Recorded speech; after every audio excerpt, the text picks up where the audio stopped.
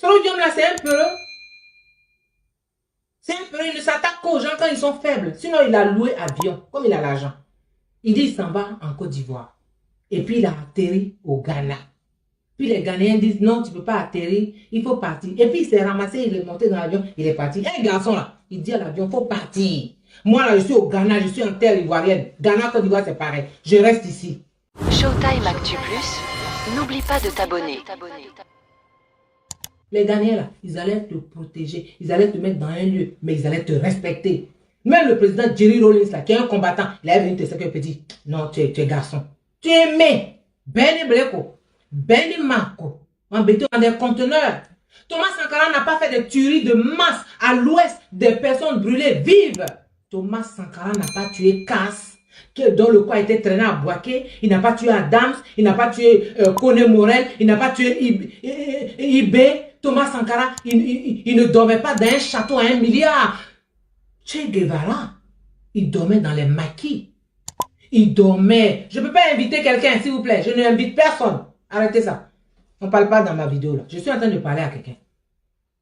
Che Guevara là, il dormait dans le maquis en brousse. Pas dans un château à 1 milliard. Soro-Diom là, il dormait. Château, 1 milliard. Maison qui coûte 1 milliard. Ça, tu es quel genre de... Oui, il va venir nous sauver. Soro-Diom va sauver quelqu'un. La cause va devenir la solution. À quel moment? À quel moment? Monsieur Franklin Nyamsi, conseiller de Soro-Diom, sur Afrique Média, là, Soro-Diom dit que Thomas Sankara, il était un rebelle avant. Thomas Sankara n'était pas un rebelle, c'était un révolutionnaire. Nuance. Thomas Sankara a fait un coup d'État. Il n'a pas... Quelqu'un qui a présenté Blé Goudé au président Gbagbo dans l'opposition.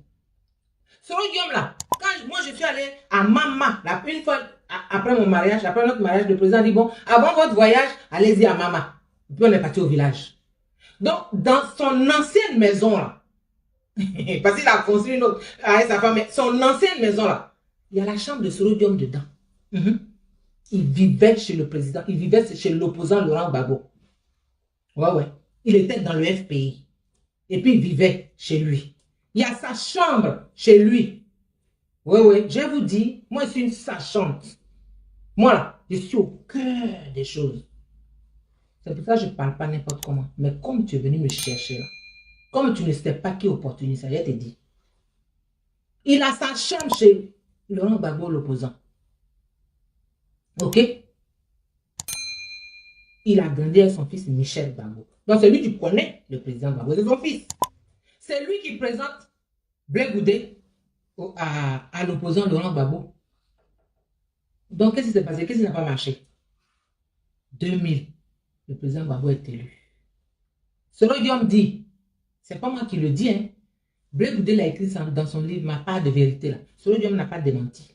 La conversation qu'il a avec Blé Goudé, il dit, si je reste au FPI, c'est lui qui parle à Blé. Hein. Mon ami, si moi je reste au FPI, là, la liste est trop longue. Les gens, il y a trop de diplômes. Vraiment, ils connaissent tout. Je ne vais pas arriver quelque part. Pour arriver où toi tu veux. C'est ça l'opportuniste. Donc toi tu dis que moi je suis opportuniste. Blé Goudé opportuniste. Mais tu es en plein dans l'opportunisme. Tu as le dernier kata, dernier cri d'opportunisme, même c'est Soro-Diom. Tu as lui. Dernier kata d'opportunisme là, c'est lui tu es. Lui il a trahi tout le monde sur son chemin pour arriver. Oui. Franklin Nyamsi, conseiller de Soro-Diom, est-ce que tu le connais? Celui qui a porté le glaive dans le cœur de la mère patrie, il s'appelle Soro-Diom. C'est pour ça que quand j'entends des gens dire oui, mais lui il est ivoirien. Donc les gens qui l'ont tué là, eux, ils étaient des martiens quoi. Ils venaient de la planète Mars. Eux ils n'étaient pas ivoiriens. Il ne méritait pas de vivre. C'est lui seul qui est ivoirien. N'importe quoi. N'importe quoi. Ce genre de contorsion là. Moi, je ne suis pas dedans. Moi, je ne suis pas... Tu parles d'opportunisme. Je vais te parler de Soro-Diom. Soro-Diom là, c'est lui qui était lié au président. C'est Soro-Diom qui a présenté Blé Goudé au président Gbagbo dans l'opposition. Soro-Diom là, quand moi je suis allé à Mama, une fois après mon mariage, après notre mariage, le président dit bon, avant votre voyage, allez-y à Mama. Puis on est parti au village. Donc, dans son ancienne maison, là, Parce qu'il a construit une autre avec sa femme. Son ancienne maison là, il y a la chambre de Sorodium dedans. Il vivait chez le président, il vivait chez l'opposant Laurent Gbagbo. Ouais. Il était dans le FPI. Et puis il vivait chez lui. Il y a sa chambre chez lui. Ouais. Je vous dis, moi je suis une sachante. Moi là, je suis au cœur des choses. C'est pour ça que je ne parle pas n'importe comment. Mais comme tu es venu me chercher là, comme tu ne sais pas qui est opportuniste, je te dis. Il a sa chambre chez Laurent Gbagbo, l'opposant. Ok? Il a grandi avec son fils Michel Gbagbo. Donc c'est lui qui connaît le président Gbagbo, c'est son fils.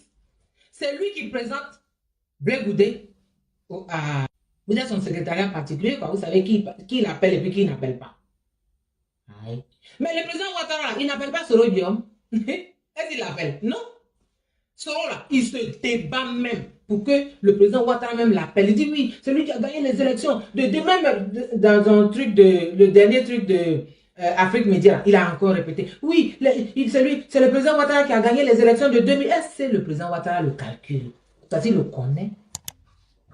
Il l'a jeté